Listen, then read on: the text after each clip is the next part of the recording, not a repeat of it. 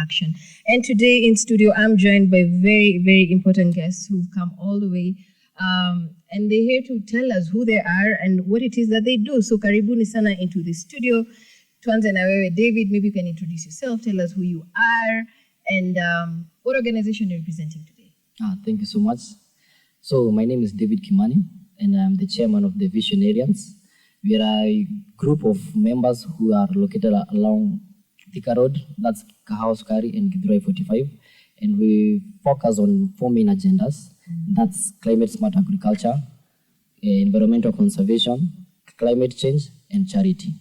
Yes. Wow, that is amazing. That's some good stuff. And George, introduce yourself. My name is George Masharia. I'm vice chairman, Visionarians. I'm a photographer, environmentalist, and I also do kid events. Oh, wow. What do you mean kids events? We organize kids events. We come and set up parties for kids. We put up bouncing castles, slides, trampolines, and we decorate. We do also decoration for kids' parties. Oh, wow. You guys are all rounded. So thank you so much for joining into this conversation because, like we say, Sustainability Connect is not an entertainment show, but it is a show that is here to raise awareness, create sensitization within the community so that people can become aware of what is happening within the society. And who best than, the youth to steer the conversation. So karibuni sana. We are super glad that you could join us. So maybe tuanzie hapo. Visionarians ni akina nani? What do you guys...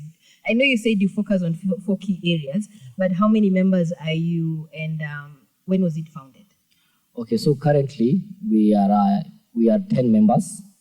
And we started last year on September, August to September between there. And then it's now 8 months since down the line. And so the reason why we came together is because all of our members, we come from different industries. Personally, I'm a computer scientist. We have a doctor, we have a police officer, we have so many careers in our group. So we came together and we are friends. We've grown from the same area code. We all work around Githurai and Kahawa Sukari area. So the main thing that we came together is we saw the problems that we are facing in our community. So we had to analyze the situations and we had to come up with possible solutions. And now from there, that's when we came together and now decided, let's focus on one common goal, and that's the climate change, because that's the biggest thing that is hindering or is the biggest challenge in our community, let's say. Yeah. Okay. So how many members are you so far right now? We are 10, but we have non-members who want to upgrade up to 30 members. Okay. Yes. Oh, that's amazing. It starts with one person. Yeah, true. It starts with an idea and then it continues to grow. And within 1 year, you'll be talking about great things that you guys are doing. So let me just give a brief history of where I met these guys. The first time I met these guys was during a cleanup of the Kiu River. Yeah. And I was super impressed because you guys managed to, stream in and bring in Mama Mazingira. You were able to stream in the county government of Kiambu. You were able to bring in different stakeholders to clean Kiu River. Why did you decide that Kiu River was your first area of concern? Okay, so first of all, Kiu River serves Githurai, Kahawendani, and Kahawa Sukari, the environments. So we saw a very, very major problem where we saw people are directly dumping the solid and liquid waste directly into the river. So that was the main problem that we saw in our community, and now we took initiative. So what we decided to focus on is our first initiative was the cleanup river actually. So we went and we started, and when we saw there's no one taking care of the river, even the county government of Kiambu, which we summoned them. Now we had to take that initiative on our own hands. We decided to plan on that, and we contacted all the local authorities and the relevant stakeholders. We had to move from different points along the river up to the Kahawa Sukari area where we saw that's the major hazards where we saw. And also, we try as much as possible to create awareness to the people or along the communities to know the importance of cleaning the environment and why this river source is so much important to our area code. Because as we know, the river, Kiu River, is a major irrigation or water source body for agricultural activities that happen along the river. Yet the same agricultural products that they are being grown along the river, the same products that are being sold at the Githurai market, and the consumption, it brings to the problems of the health hazards that people are now facing currently. So that was the main problem that we saw, and now we started focusing on that. Then from there we started now upgrading to and see other problems and now coming up with possible solutions. Hey, speaking of Q River, let me tell you the cleanup. Hey, George, uliona zile vitu tuliona? What did we find in those? But then I couldn't believe it. Maybe you can give our listeners a glimpse or an idea of how dirty our rivers are and why we need people to actually take action. So maybe you can give us a brief of what exactly tulitoa huko ndani. During our cleanup, the river was so dirty. First of all, the river is black in color. We had dead pigs, we had surgical waste, we had used condoms, we had Insist a whole bag. A whole sack, a whole 90 kg sack of used condoms. Yeah. We had 2 dead pigs, dead chickens, dead mongoose. We had just waste from plastic waste. And what else? There was a lot of waste in that river. So, hiyo mto ilikuwa chafu sana. Too dirty. Along the river, unapata watu wanapanda chakula. Hiyo chakula ina land wapi? Hiyo chakula. Hizo mamboga tunaonanga tu fresh. Hiyo mboga inapeleka kwa Githurai market. Na wewe utatoka tu because in Githurai market people come from all over Thika, Juja, Roysambu, Kasarani. Unajua kwa hivyo utapata products in plenty. And the same product imetolewa kwa river imepandwa na hiyo maji. So you are consuming poison at the end of the day. And it has a health hazard to your body. Yeah. And I love that because you are at the forefront. You know, change starts with one person. And you guys are doing a great thing. So maybe you can tell us what impact so far. I know we did the cleanup. That was the first thing that you guys did. Then after the cleanup, what next? What did you guys do next? After the cleanup, we had an event on 22nd of March, the World Water Day, of which we mobilized most members of the community. We had university students, we had scouts, we had the military came also. So we created an impact to the community. Juu watu wengi walikuwa tuonaga pale tukiclean up lakini wako na jota what is happening. So on that day we contacted the Kawasukari Resident Association chairman akaita the community. So the community say wanatujua, they love our action. Later last month we had a tree planting event at Kawasukari in collaboration with the county government of Kiambu, of which we planted some trees. We created an impact through, right now, we're working with other groups. We're trying to create a movement along the river. And right now we are working with one city in Mwihoko. It's an environmental group also, of which pia tunawasaidiaga tunawadonatia trees, wapande, tunawa-educate. Yeah, we have created an impact through schools also. We also go to schools and educate children and also encourage the schools to open environmental clubs. That is great stuff. You guys are really steering this conversation. And I love how you are really, action-oriented. Amungojai gava. Nyinyi ndio mlienda mkaambia gava juu. As in, tunalipa taxes, vipi? Mbona rivers zetu ziko chafu? So we started with Q River. So what other rivers are you looking around? And are you just focusing within Kiambu County or are you looking to progress into other communities? Okay, so and counties, Q River is a major tributary of Nairobi River. So we believe that there are initiatives that are being created on how to make Nairobi River a cleaner river. And we cannot clean Nairobi River if the tributaries are not cleaned. So we need to start from there. It doesn't make sense. It has to start from the source. From the source, yeah. So right now, we are official members of QRUA. What does RUA mean? Water Resource Users Association. So we are the only group that they are members of QRUA. So right now, currently, we are mobilizing all the youth groups that's along from Q River, from Kiambu up to Ruai. Now from there, we want to create initiatives and how we can know we make this river the best river so that it will be directly bringing the clean water into Nairobi River. Then from there, we'll now manage to clean the Nairobi River in general. All right. So now we're going to take a short break, and we'll continue this discussion and just see what is the role of the young people, because you guys are very young and you're steering this conversation and you're actually telling the government this is what we need to do now. Otherwise, in the next few years, we will be dead because, first of all, health issues, like you said, we're taking poisons, cancer, cases have really gone up.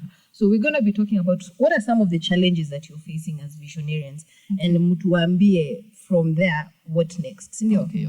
Let's take a short break. Who they are and what it is that they do. So karibuni sana into the studio. Tuanze na wewe David, maybe you can introduce yourself, tell us who you are.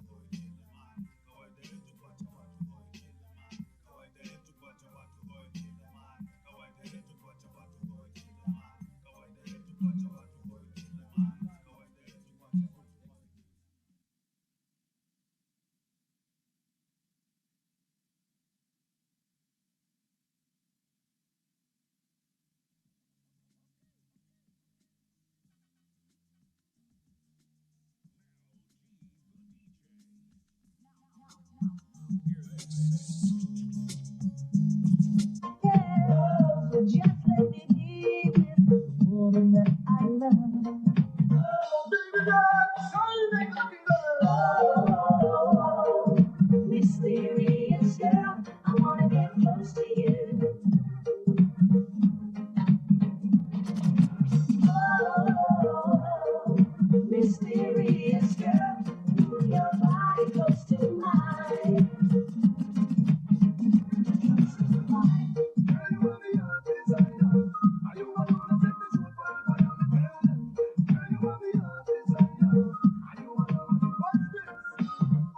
Watching the sun go down, the tide is drifting in.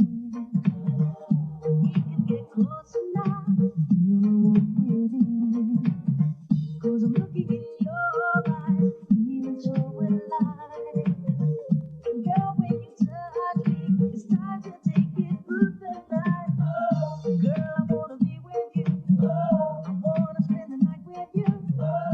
I need to be with the woman that I love. Girl, I wanna do to you all the things you want me to. I need to be with the woman that I love. Oh, mysterious girl, I wanna get close to you. So close to you, my baby. Oh, mysterious girl, bring your body close to mine. Standing across the room, I saw you smile. I said I wanna talk to you for a little while. But before I make my move, my emotions start running wild. My tongue gets tied, and that's no lie. Look in your eyes. Big up yourself. I'm sorry. Adi, stay so. Vitu do zina blow my mind. God, I waste no time. Say you wanna run, but you cannot hide. Rampage. Big up yourself just one more time. Don't waste no time. Say you wanna run, but you cannot hide. Amina, Amina. Amina, Amina. So the beat don't stop, like life don't stop. So me cannot stop, I just keep on walk, keep on talk. I just move on forward and my teeth fucked up and I still put flaws. Time just flies and I cannot lie. That me cannot hate, but me cannot lie. It's just not fair, but you can't compare when you're big in a yard and you're back in a bed. So get on top, and stay on top with the tight up jeans and a cute lip gloss. The beat don't stop. And time don't stop, so me cannot stop. Vitu una do zina blow my mind. God, I waste no time. Say you wanna run, but you cannot hide.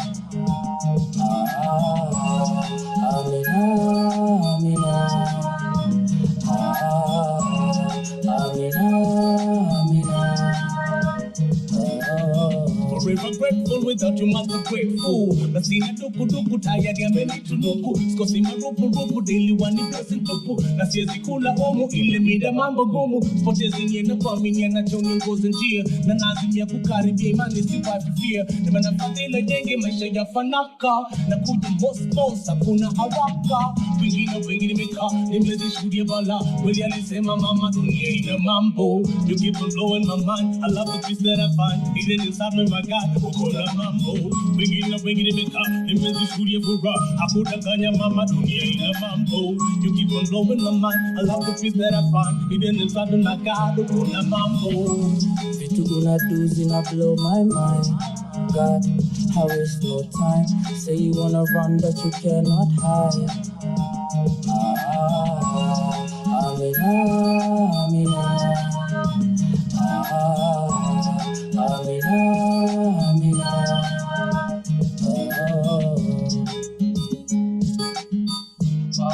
Baba.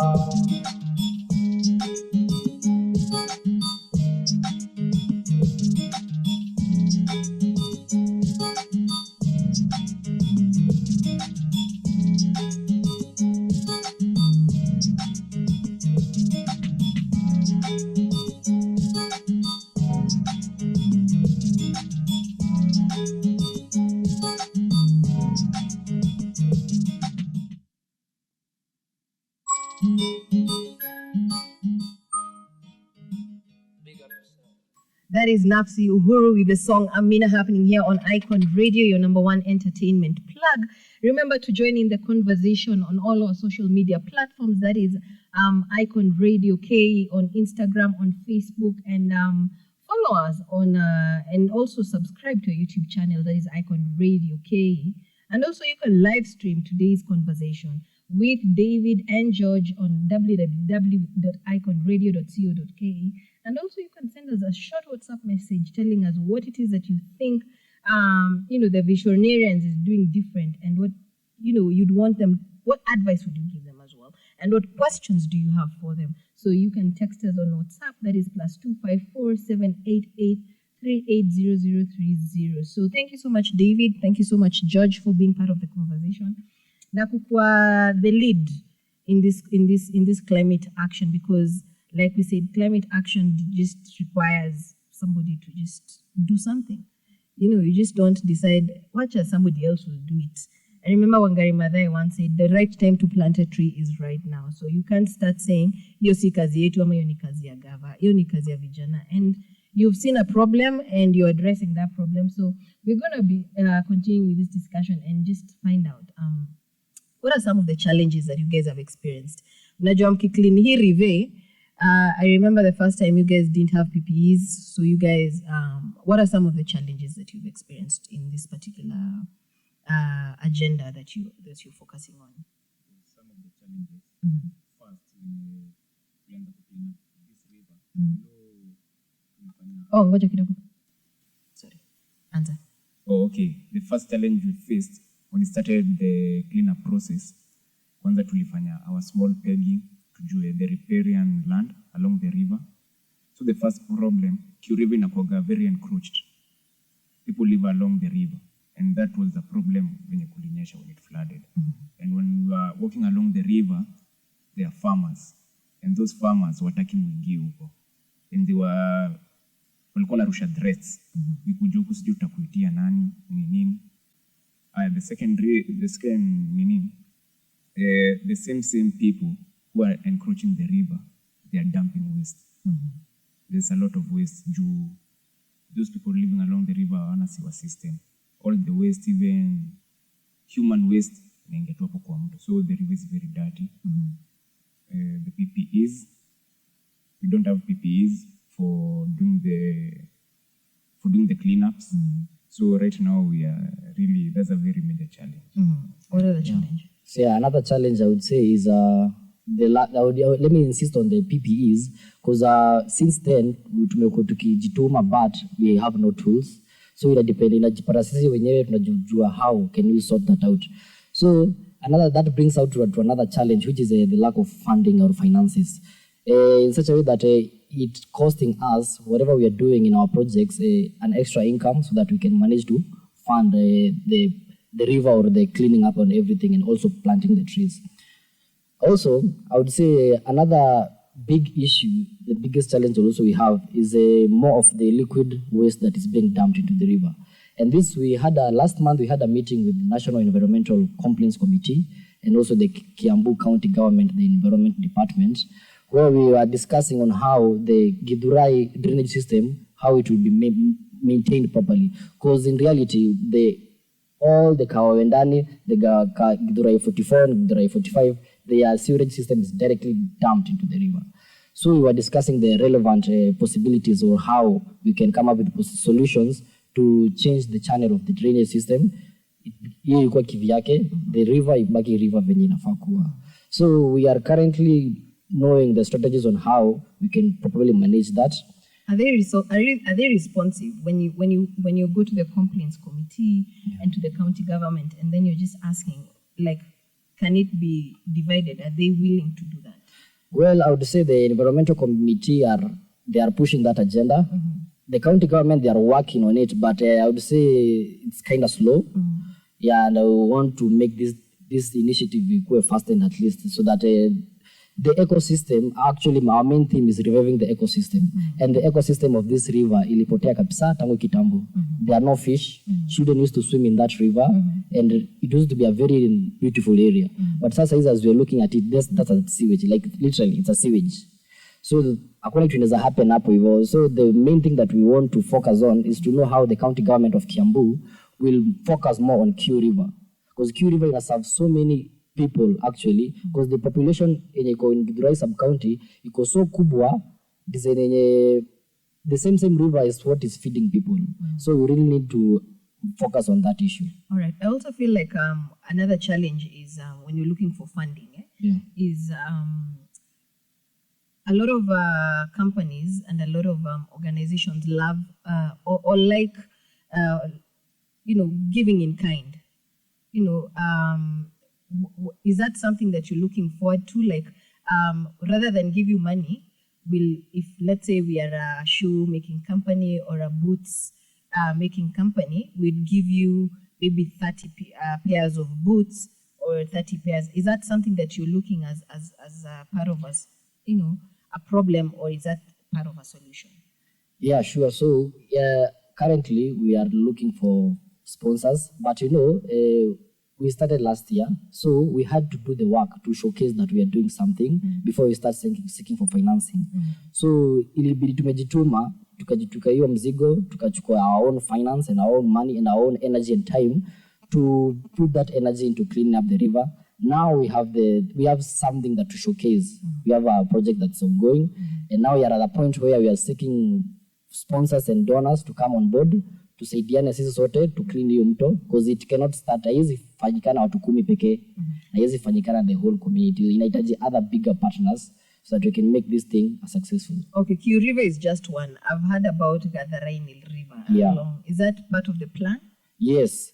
So about Gatharaini, we have various groups that may come up together, and visionarians to go part of a association or a movement called Ubunifu Ecotrain Movement. Ubunifu Ecotrain Movement was created last month on April, and it's a formation of 30 organizations in Kiambu and Nairobi County. So within those movements, we have 30 groups, and most of the groups actually are along Gatharaine River, others wako Mathare River, Nairobi River, Ngong River, hizo zote. So now that we came up with this union, we are focusing on kila Wait, group. you created a union? Yeah, we have a movement. Oh, wow. It's called Ubunifu Eco Train Movement. Okay. Yeah, so kwa hii movement tulikuja pamoja, so every group from every area code ina focus na agenda zao. So as long as Q River iko sawa, tuta make sure Gatharaine River iko sawa, Mathare River iko sawa, Ngong River iko sawa, na the entire of Nairobi River iko sawa. So that's our main focus. I'm super impressed by what it is that you're doing, and I'm hoping that you get the support that you're looking at. But you've mentioned as a Ubunifu is just a union, eh? Yes. Not just a union. It is a union unifying youth groups. Yeah, it's a movement, yeah. It's a movement. Yeah. So you're here to make a change. Exactly. You're here to make noise. You're here to create policies and advocacy in terms of climate action, because if not the youth, then who? So who are the other supporters? Who are the people who are, backing you up in terms of support? That can be moral support, that can be collaborative support. Who are these people that you're collaborating with?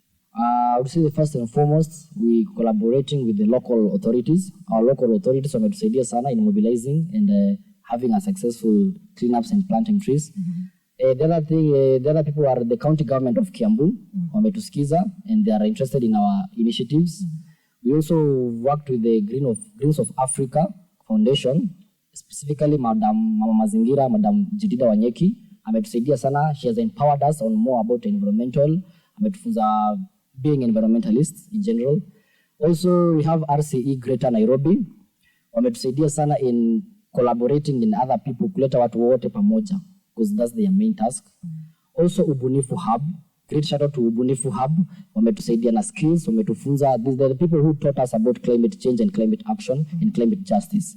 And also other people around, I would say KSPDC and USAID. They formed a certain collaboration where they gave us training about communication, leadership, and personal branding. They gave us some training on how to become better, so that tukitokea kwa community, people can hear us and they can take action on whatever we're talking about.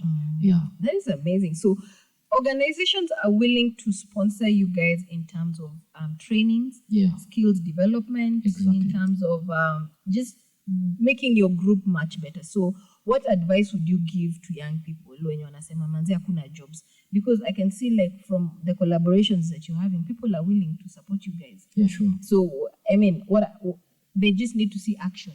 So what advice do you give to the young people? So first and foremost, when we started our group, tukifanyaga mazingira, hatukuwa tunajua tunaweza pata wapi pesa. So we started collecting, like we clean up the river, we started collecting milk packets. We go to, some of us work in the market, so they collect seeds, avocado seeds, mango seeds, pawpaw seeds. So with that, we started a tree nursery, of which we sell fruit trees. So we created a job through cleaning up the river. Wait, so mkenda kwa market, mkachukua seedlings? Yeah, tunakota tu mbegu kwa soko. Githurai zimejaa. It's a big market. Say what? Actually, it's like a national market. So na sisi tuko watu wa hiyo area. It just takes us to energy na time. Nani alikama up na hiyo idea ya tree fruit seedlings? Sisi tu wenyewe Sisi tulikam tu na idea. Alafu we have friends who sell avocados. Some sell mangoes. So zinaharibika hivi. We just collect the seeds. Tuko na hizo milk packets. Tunaweka tu mchanga. We have manure from our pigs. So hakuna kitu tuna spend. But we make money from that. Yeah. Wow. I'm super impressed. So when you start something, nini ya pesa tu inakujaga. When you start something, sustainability inajiletaga tu yenyewe. Yeah, and the other thing about why to specify on kutafuta hizi za trees za fruits, because fruit trees ziko more beneficial. At the end of the day, itakupatia fruits which you will consume, na fruits iko na benefits to your body. The other thing is these trees bado inasaidia to absorb the carbon yenye umekuwa emitted to the atmosphere. So it's a win-win situation. At the same time, these fruit trees zenye tumepanda zikikuja zikuwe kubwa, the same fruits zenye tunakuwa tunazosaidia tunauza, we selling to our consumers, which is organically actually. At the same time, inatusaidia bado hii pesa the profits that we generate from selling sustaining tunasaidia bado kupush to clean up the river. So we are using part of the profits that we generate from our group to helping our community environment to go perfect. So these are the kind of things that you're doing when you're talking about climate action. You're not just solving a solution with cleaning up a river, but you're also solving a solution on jobs, green jobs. Because like you said, I'm kwanza tena kwenda kutafuta do. Nianza na pakiti za maziwa, surely. Yes? Hey, Bamba. So what else? What other advice? Because I feel like the young people wanakanga tu hivyo wanasema manze ni kuhard. Economy ni hard. Na nyinyi mlianza na baada ya story ya pakiti ya maziwa ni bamba. So okay. So baada mnaeka hizo mbegu kwa hizo pakiti za maziwa. Alafu na mchanga cover to just a very simple task actually. It could take more than 5 minutes. If you do that the package kama ni brookside, weka tu mchanga then the seed, just water it. And then tungoje ile siku itaanza kusprout. Tungoje germination takes place. Hakuna kitu kingine. Wow. That is impressive. Hebu ambie. Wapatieni mawaidha au youth man. So mimi, there's this question I always ask my fellow youths.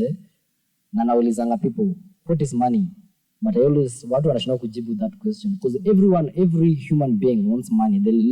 Like life yenye tunaishi says everyone wants money. Everyone is chasing money. But when you ask someone, what is money? No one knows how to define money aje. But to me, my best definition of money is equals to value. And how is this value is acquired? The value is acquired by you having great skills. So inakujanga kwa analyzing of what are these skills zenye unaweza get na inaweza kupatia the value to the marketplace or to your community. Na inaweza kupatia that status zenye mtu anatakanga everyone anataka. So due to that is sasa kama sisi a good example of us tuko like kila mtu akona career yake but tunasaidia na just pamoja. How? So that's why tulikama tuko na we need first of all to create our own value. But also to attract this money, we need to create value first of all. And that's why we had to sacrifice our own time and energy kujituma kutafuta this wastage of milk packages na kutafuta these seedlings, no at least tupate that value ya kukuwa na tree nursery. Then from this value inaweza tusaidia tutasell the tree seedlings. Then tunaweza kuja tufunze watu, there's a training tunaweza funza watu at the same time. That's another value to an addition of the value to be create. The other thing is we'll be talking more about the carbon credits. Unaona, most people don't know about the carbon credit market. So hiyo inakuja about value. How are you valuing yourself? How are you creating the value to the community? Then the value is so much high. That's when money inaanza come automatically. So right now currently we are increasing our value to become the top tier. That is amazing. So young people should not just sit back and wait for things to happen. They have to make things happen. Don't wait for jobs. Create a job. So kwa hiyo tree plant nursery yenyu, you say there's avocados, there's mangoes. What other fruit trees do you have? We have pawpaw, we have lemon. Kuna grapes, hizi zambarau. Kuna zambarau. Kuna mapera. Na mnauza mti moja pesa ngapi? Mti moja kama avocado tunauza depend na size tena, wenye imefika size gani, between 100 to 300 bob. Oh wow. That is amazing. The minimum is 100 bob. That is a very, very good initiative because we've seen couple of guys who are supporting the school education system with planting the fruit trees. So they can probably come and buy from you guys, kama hawana, or any other CSR project. Mtu kampuni wanasema we want our CSR project. We're planting fruit trees in schools or maybe in along the roads. So they can come and buy the fruit trees from you guys. So I'm hoping that your project ita grow sana. So thank you so much for that. And let me talk about policy and advocacy. I know kazi yenyu sana ni kusukuma kuongea na hawa stakeholders, the decision making stakeholders. How do you engage and how do you interact with policymakers, and influence climate related policies? Like mnaambia imneza change kuna ama mjafika hiyo level bado? Okay, I will say our policy makers to collaborate now, nasema ni our political members of our area code. That's to work with the MCA of Kahawa Sukari, to work with the MCA wa Keyword, to work with the MCA wa Mwiki Ward, the 3 wards in Githurai and Kahawa Sukari. So wametusaidia, let's say Kahawa Sukari during the World Water Day, walitusaidia with all the tents, chairs. Walisikia our initiative, we were planting trees, so they helped us in that. We don't have anything, we don't have the PS, we don't have tents, but they came on board. Wametusaidia. That's a keyword. Our MCA ametusaidia sana in advocacy, ametusaidia kuunite my youth. We have a jina yetu saizi tuko poa sana in keyword, thanks to Zach Macharia. That's our MCA. And also in Mwiki Ward sasa hapo ndo sasa, that's where our tunakuanga sana because most of our members they work in hapo tu ground about in Githurai, that's Mwiki Ward. So our MCA Mwiki Ward ametusaidia in kutuelimisha na kutuconnect with groups zenye wana focus on environmental. In fact our MCA wa Mwiki ndo alituchanua more about the environmental part. Ndio alituambia sisi now that tuko huko, let's focus more about cleaning the area. So that's when we took research to learn more about more about climate justice and climate action activities, and tukafika sasa penye tuko. Aya, so mayutman wengine wakitaka kuja ku benchmark, wanasema tunataka kukuja kuona visionarians vile wanafanya, how you guys are working, how you organized, how wanaweza come. Yeah, sure, for sure. So mtawa train?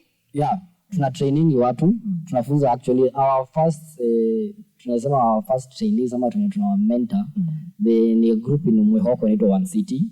Hao tunye tulikuja tukawa unite pamoja, walikuwa ni ile group yenye iko so dormant, of which most groups tulikuja kuona ziko so much dormant, they don't have goals.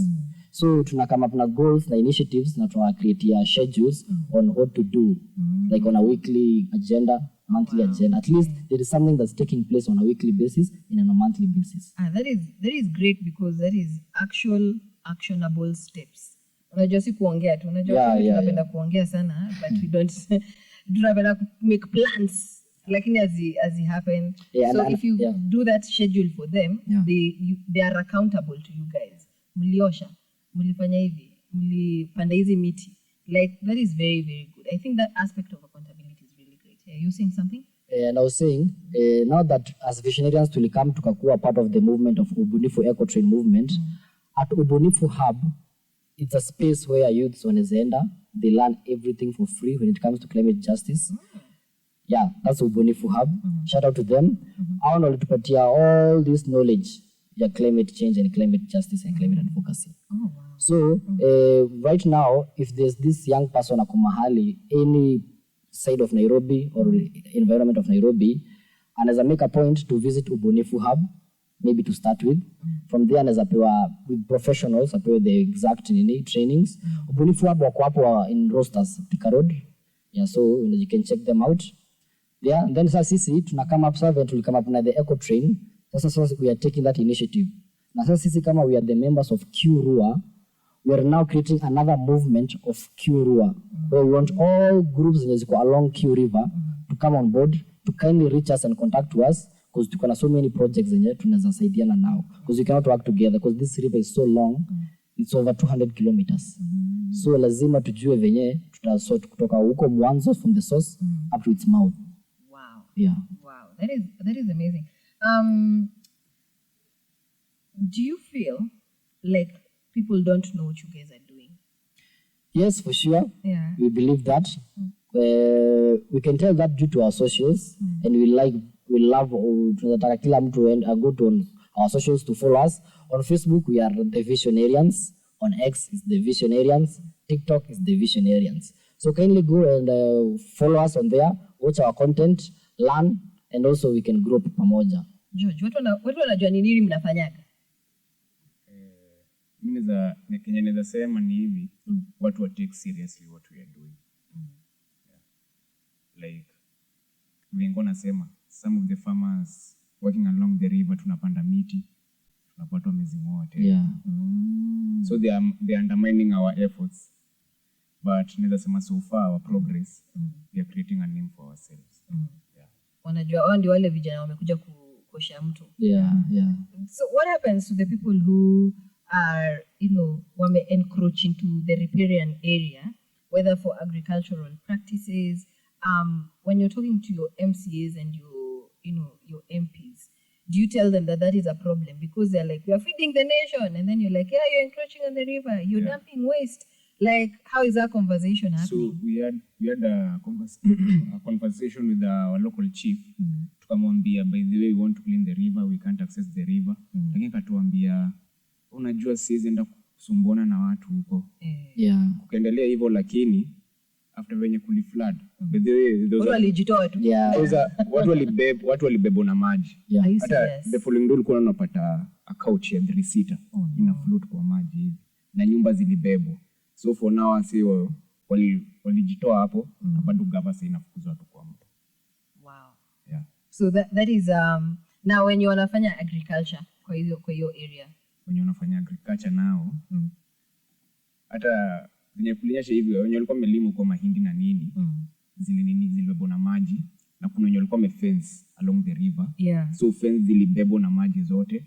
So right now people are not supposed to farm over there because there is the county government of Kiambu is supposed to peg the river. Oh, so they are now pegging the rivers. Yeah, there's a process it's about to start. They peg from the source to hadi penye inashikana Nairobi River. Awesome. So after the break, we're going to continue this conversation, and we'll just be finalizing on what Visionarians is doing more, and we can also be talking about where can people find you. Yeah. All right. So let's talk about after the break.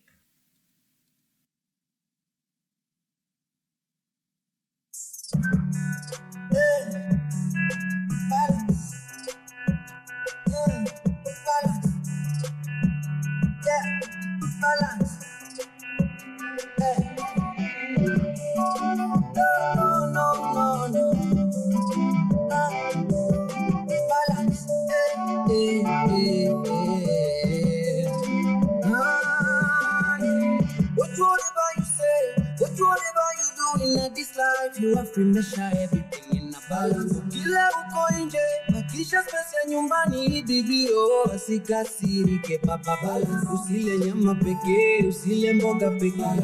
Bajeti kikubali ongeza sembe. Usijinyime brother, usijinyime. Cause you work so hard. Yeah. So when you sip, take your water, take your drip. You receive what you give so many necessary sins, and too much of anything is poisonous. You set your life become monotonous. Nobody has a bigger voice than us. Na na na na na na na na na. So balance.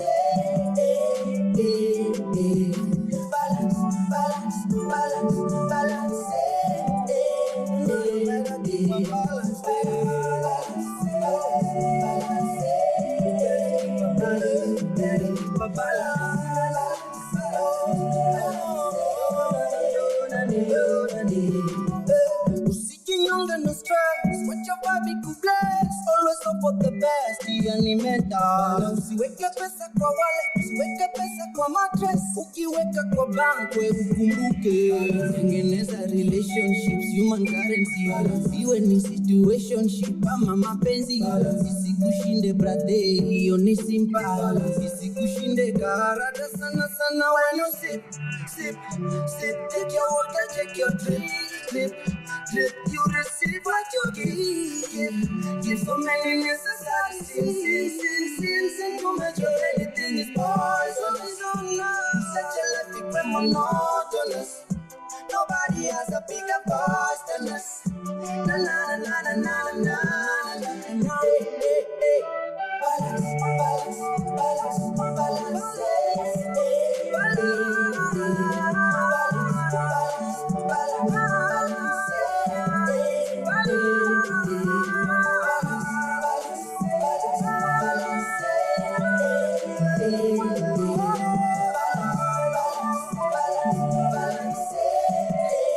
Hey.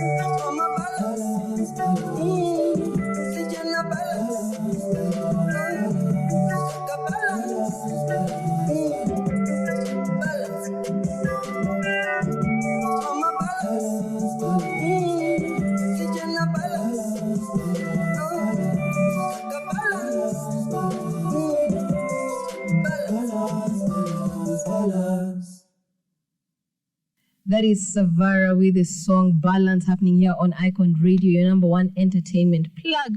And today being Wednesday, you know what it is that we do. We are talking about sustainability, and this is the Sustainability Connect with me, Wanjira. And we've been discussing a very pertinent issue today, climate action and the role of the youth. And we are joined in studio by David and George, who are both chairman and vice chairman of the Visionarians. This is a youth group based along Thika Road, and they are cleaning up the Kio River and every other river that is, that is from the source to the mouth, that is along the Kio River, serving all the way to Nairobi River. So tusafishe hizi mito zote, ndio hata Nairobi River, by the time they're cleaning it up, itakuwa at least iko sawa, si ndio? So thank you so much for joining in the conversation. And I really love the impact that you're creating, because you're creating jobs, that is one. You're also cleaning the environment. You're also ensuring that you're talking to the right government officials. So you're literally doing the whole spectrum of environmental and sustainability. And you said you focused on 4 key areas. You talked about, just give me a random what it is that you guys do.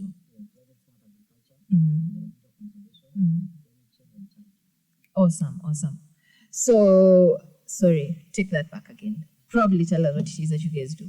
We focus on climate smart agriculture, environmental conservation, climate change, and charity. Awesome. So thank you so much, David and George. Na, you guys mko na projects nyingi sana. Na mnaita watu mkuje mcollaborate na wao. Both the young people, organizations, donors, and sponsors. So my question is, what are your future plans? Like Visionarians, of course mko na goal. Mnajipatia projects within, like, hii mwaka tunaachieve. So what are your future plans? I would say our first goal, currently we are focusing on safe food and nutrition education, where we are teaching people to organically produce their own food. Yes, because as we talked earlier, tuna face the shida ya kuwa na sewerage systems zenye zinatupwa kwa mto, then the same margin that tumekuwa agricultural systems. So the solutions that we create is to come up now ways to teach people on vertical farming and urban farming. We are using the limited spaces that we have in our urban areas to produce as much high yield food as possible. So on 7th June, this coming month, 7th June, is World Food Safety Day. We are holding a small mini event, and this small mini event itakuwa around Small Lakes area, that's Gatharaine and Githurai 45. There tutakuwa tuna talk about how to produce your own food organically. Tutaongea kuhusu about the green job and the green skills under the organic sustainable agriculture. Tutaongea about the green financing under the agricultural sustainably. Then tutaongea the various ways to produce your own food. There are verticals, there are hanging gardens. We'll be recycling plastics on that day. Tutakuwa gather plastics, then tunatumia these plastics to create artistic designs that you can use to create a very nice vitu za kuekelea hata kani kwa balkoni yako. Unaweza panda tusukuma twako, whatever vegetables unaweza taka na uko unajipikia. And also we are more focusing also on hydroponic structure for hydroponic, where you can also hydroponic tower system where you can plant your crops and your vegetables without the use of soil and very easy to maintain. So we have those structures and products in place. So we are actually inviting people to come on World Food Safety Day on 7th June. Also, on Environmental Day, that's that's June 5th. June 5th, tunafanya clean up area ya Kiu River. Kwa sababu, unfortunately, to face flash floods and it happen. And due to that, most residents and settlements along the river walikuwa displaced. And due to that, so many waste materials and plastics zilitupwa along the rivers. So we are having a very major event, I would say so. Tuna mobilize watu wakuje on that day, tuokote hiyo takataka, tumekiwa ile tu ikae rembo.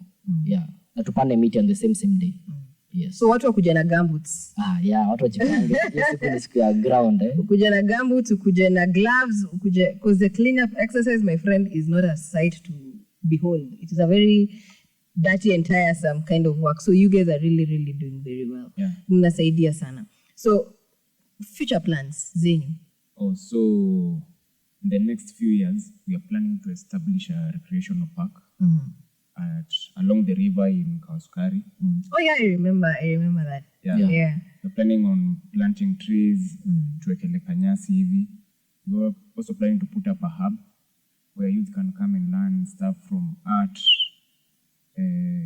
stories, ICT, photography, because we have people who can bring those skills on board.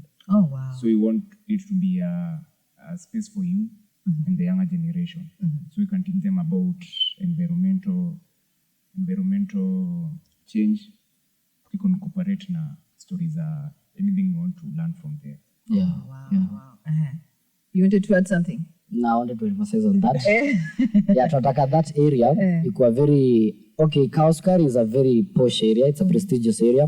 But the one thing is tuliona ni hii area there's no park. Haina kuna watu wa kuchill. Most people wanajifungia kwa manyumba zao.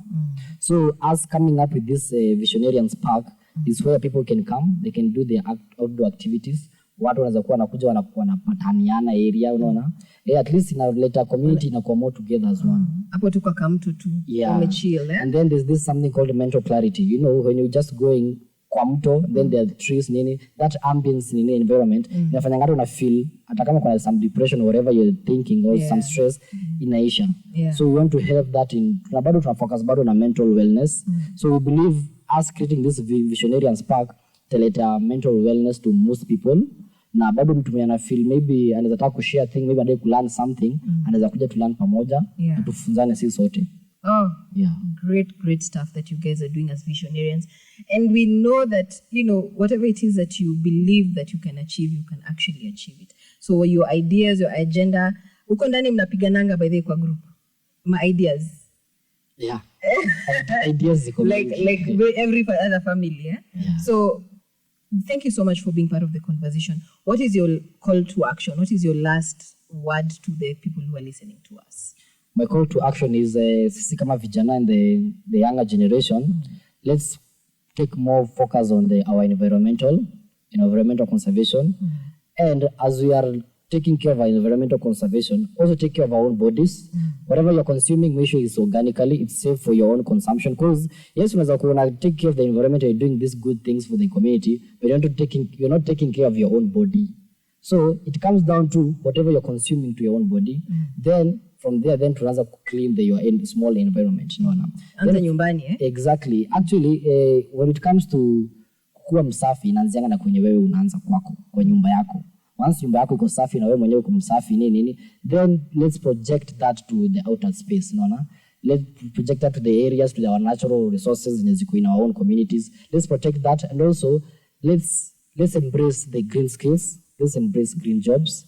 There are so many opportunities when it comes to green skills and green jobs.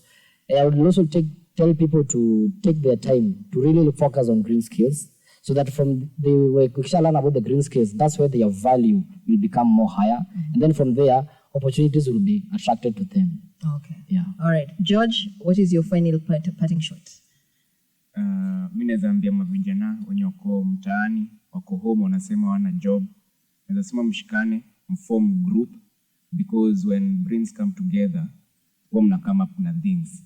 Mnakamiga hapo na ideas zenye zinaweza watu wa ground. Alafu say like in our neighborhood there are a lot of idle youth wanashindaga tu on alcohol and drugs. Lakini waki come up na hii action hivi, you keep yourself busy. Hizo maneno zikuwagi kwa akili. So ningesema tu youth mkuje pamoja, mshikane, mform up group, si tuko ready kuwa support in any way we can. Okay. Na by the way, amlipwi, hii ni kazi ya kujitolea. Mtu akiingia kwa environment usikuwe na mentality ya kupata do the next day. That's another thing I will also advise people. Just take your time to increase your value. Okay. Yeah, that's the main thing. Take your time to increase the value and focus on the niche that you want to focus on. And once you become high value in that niche, I guarantee you the money will come. All right. So where can people find you? Maybe your social media platforms or a number they can call and then have that conversation with you further. On our social medias, we reach us to on Facebook to coordinate The Visionarians. The Visionarians. Lazima the ikue hapo. Yeah. And also X, The Visionarians. TikTok, The Visionarians. Instagram, The Visionarians. Our phone number is 0758 763 475. I will repeat 0758 763 475. Reach us, talk to us, then tujue vile tunasaidiana tulisonge mbele. Awesome. Great conversation that we've had here today on Sustainability Connect with both David and George, Chairman and Vice Chairman of the Visionarians. If you want to support these young people, if you want to be part of this conversation, they have given out their social numbers, they've given out, their social media accounts, they've given out the number. Please be part of the conversation. Support them. Ukitaka kubai miti, tafadhali, these are the people to contact. The fruit trees. If you have an agenda or if you have a project, hata kama ni nyumbani ama unataka kwenda ushago upatiane miti, buy from these guys. So that's one way of supporting their initiatives and their your agenda. Sindio? Yes. Ama namna gani? Ni ukweli. We are super happy that you could make time to come and be part of this conversation. So God bless you. God bless the works of your hands. And I believe that this is going to be great. So up until next time, I've been your host, Wanjira Maganjo, and this has been Sustainability Connect. And thank you for being part of the conversation. And we'll see you next week on Wednesday. Kwaherini.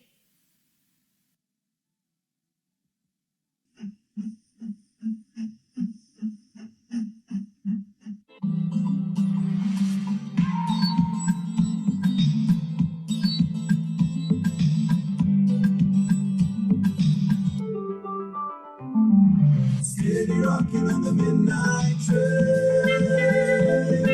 Steady rocking on the midnight train.